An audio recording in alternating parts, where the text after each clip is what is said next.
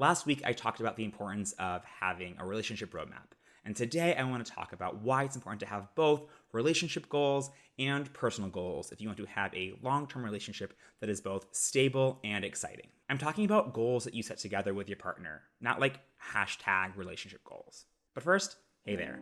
If you don't already know me, my name is Brian G. Murphy. I'm an activist, educator, and certified relationship coach, and I help gay and bi guys build thriving relationships on our own terms. If you're new here, subscribe for new videos on communication and conflict, sex and dating, relationship possibilities, and so much more. Most Wednesday afternoons, it's been 3 weeks in a row. How exciting is that? We all want to belong, to be loved, to be seen. That's a basic human instinct. We want to be a part of something. We want to be an us and a we. Relationship goals can help bring you and your boyfriend or your husband closer together, and they can strengthen your relationship. In any relationship, there are two forces that pull on us: togetherness and individuality.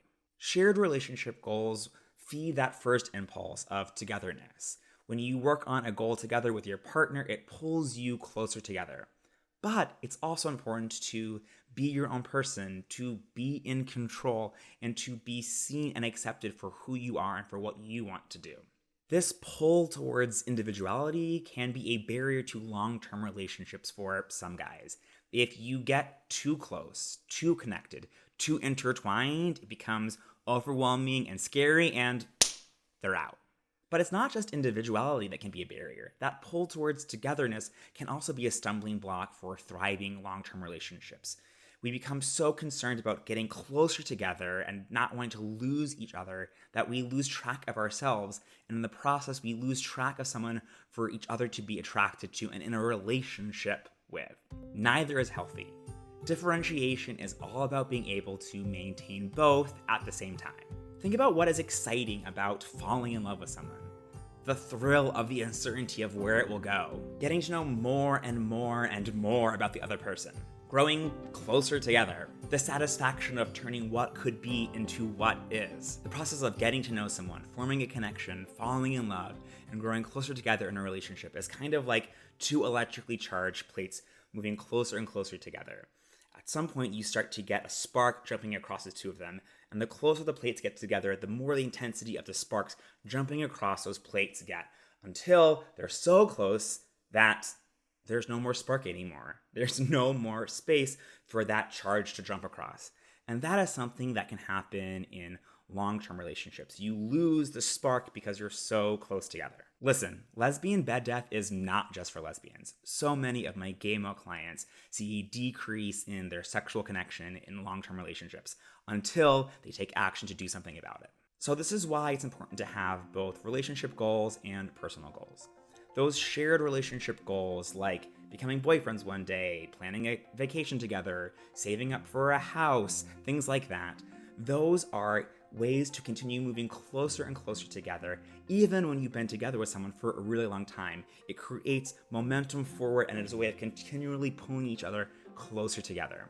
And then personal goals, whether those are professional, fitness, volunteer, spiritual, those become sort of scaffolding that you can put up in your relationship to keep yourselves from collapsing into an undifferentiated blob.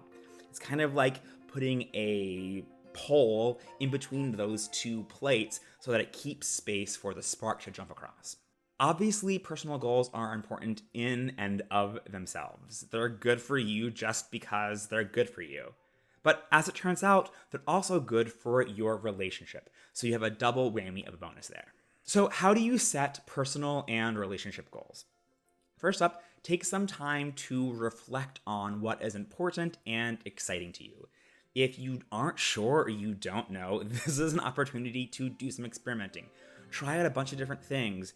Join a sports league, join a cooking club, start going to a film night, get back in contact with friends that you've been letting slip and slide because you've been in a relationship. Then write them down and share them with your partner so the two of you are on the same page and know what is important to you in your lives.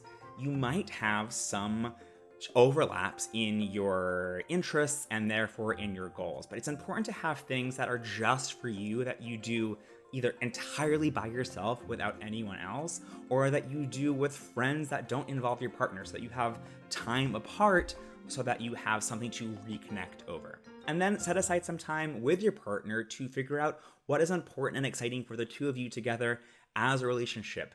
Make a plan for those two. Write it down and then make time to actually work towards making that happen. Working together towards a shared vision and developing healthy relationship habits is just one part of the Relationship program for gay and bi guys. So if you think you might be interested in that, head on over to briangerald.com/apply to schedule a time for a free call so we can talk about your relationship, your goals, and your challenges. All of the relationship advice is worth nothing if you don't actually take action. So if you do nothing else today, set aside 15 minutes and actually write down goals for you and for your relationship. You are absolutely worth it. If you're not sure where to start with your goal setting, I have become a big fan of setting sexual resolutions. You can watch this video right here for the why and the how of how to get started. And remember, if you'd like some extra support, I'm here for you. See you over there. Bye for now.